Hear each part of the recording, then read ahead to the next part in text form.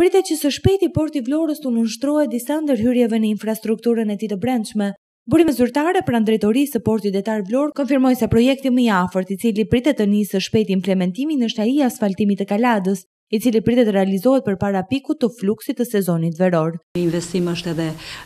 shtresa e Kalatës së tragjeteve, domethënë nga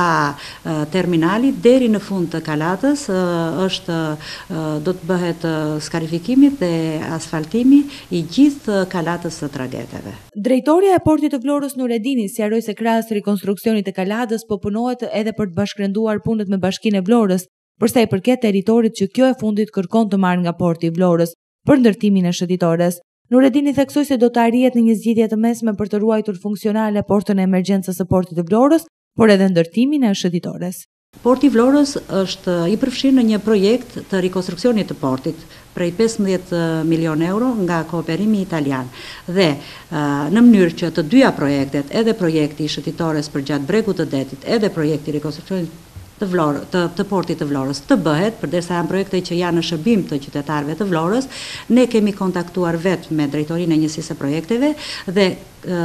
do të bëjmë ballafaqimin e të dy projekteve në mënyrë që porta e emergjencës, që tani është